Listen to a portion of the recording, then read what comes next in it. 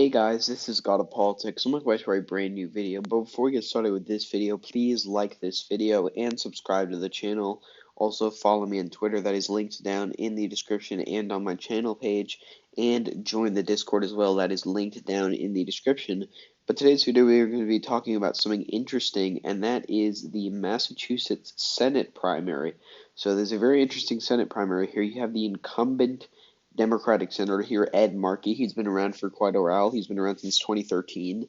And then you have Joe Kennedy III, who is the grandson of Bobby Kennedy, who is currently a congressman from Massachusetts' 4th District, and he is running in the primary election against Ed Markey. And that's actually a very interesting thing because, normally a primary in a very blue state against an incumbent Democrat in a very blue state would not go too well for that person. But, Joe Kennedy, he is obviously having the name Kennedy, and, like that really does help him a lot. And there's been some new information, some new polls coming out from this state, some new fundraising numbers that have been coming out from the state that have shown that this race could be a lot closer than some people might think.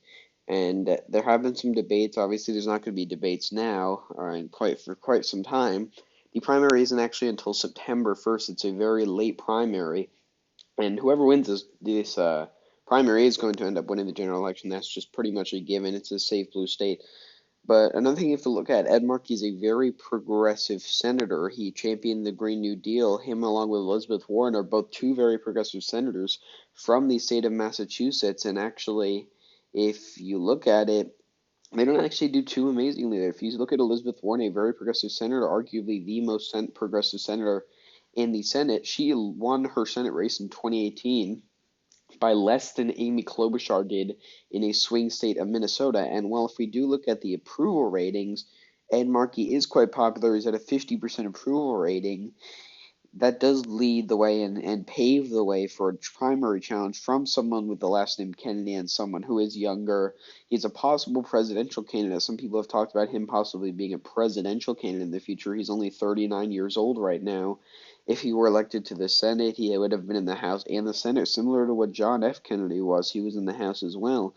And so, you never know whether he could run for president or not, but if he does get elected to the Senate as a very young senator primarying a pretty popular incumbent senator, a pretty progressive senator, it does hurt the progressive base of the party because that's another defeat for them, just like how Bernie Sanders lost. But it also means that another person could pave the way for a younger person for the path of the way of the presidency for the Democratic Party, rather than the older people like Hillary Clinton and Joe Biden, kind of a new face of the Democratic Party. And that's something that people should watch out for. But we have had some new polls here. We had two new polls. One was from Emerson Polling that showed Joe Kennedy with a 16-point lead, and then another one was the University of Massachusetts poll with Joe Kennedy ahead by 2 points. This one had a 7.5 point margin of error, whereas this one had a margin of error of about 3. So, they're very differentiating polls. They have very different results from each other. But it does show that Joe Kennedy really has Ed Markey has a tough challenge ahead of him, and Joe Kennedy has a real shot. Normally, you wouldn't assume that they would have a real shot, but this is a very interesting year in terms of elections, and you have another Kennedy running here. It just all the cards are playing in the way that Joe Kennedy would like at this point. If we look at the fundraising results, we can see that in terms of fundraising, Ed Markey has raised more money. He's raised $8.2 million. Joe Kennedy's raised just under $6 million.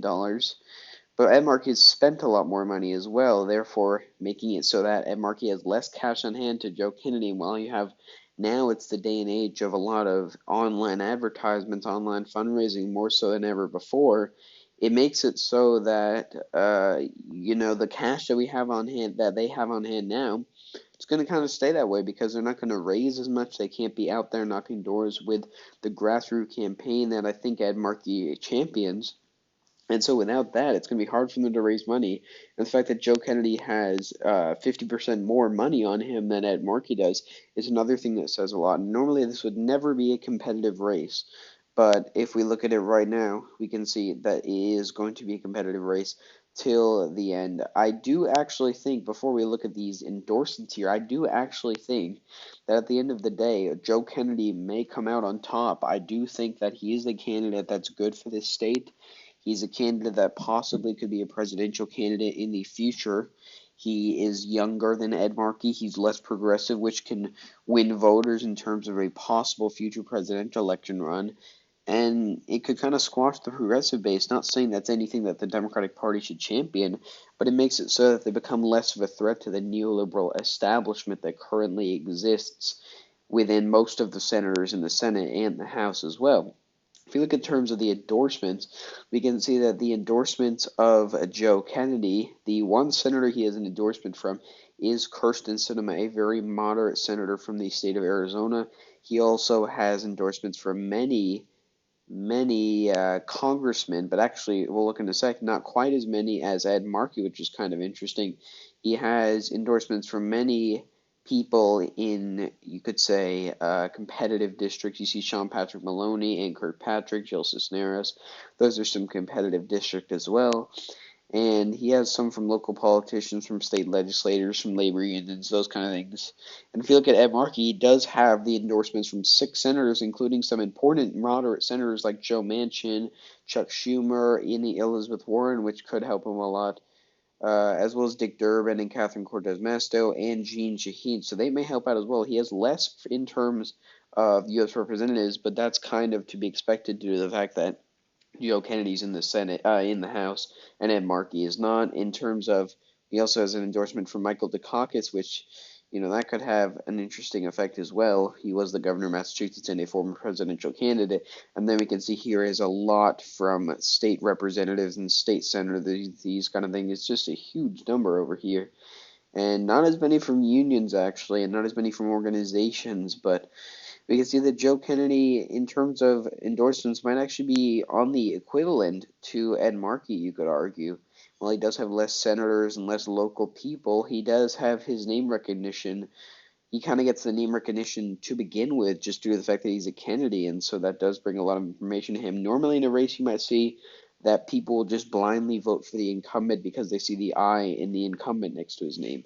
This may be a little different. It might be the opposite. You see, oh, that guy named Kennedy is not the incumbent. I'm going to go vote for the Kennedy thing. Oh, well, the Kennedys have done for my state. And that's going to be something that aids him. And if we look at the polling, this polling does go really far back, obviously. But we can see here that the most recent polling, as I just showed here, has Joe Kennedy up 16 in this one, up 2 in this one, and the one that was done before that was back in February, had Joe Kennedy up by 6. There was one done before that had Ed Markey up by 3, and then, it's been going back and forth, but it's heavily been in favor of Joe Kennedy, at least for now. And, that's something that's going to be really interesting in the long run because, as I said before, he could be a possible presidential candidate, and he's another person beating someone who championed really progressive policies, and that lowers the chance of them being able to get those progressive policies in the future. And so, just wanted to talk about this race. It's a very surprising race in terms of its importance and the impact that it's actually had. I would go out on a limb now, not really. You can argue I'm going out on a limb, but I really think that it's realistic that Joe Kennedy will actually win this race. He will win the Senate primary. He will end up, obviously, winning the general election in that case.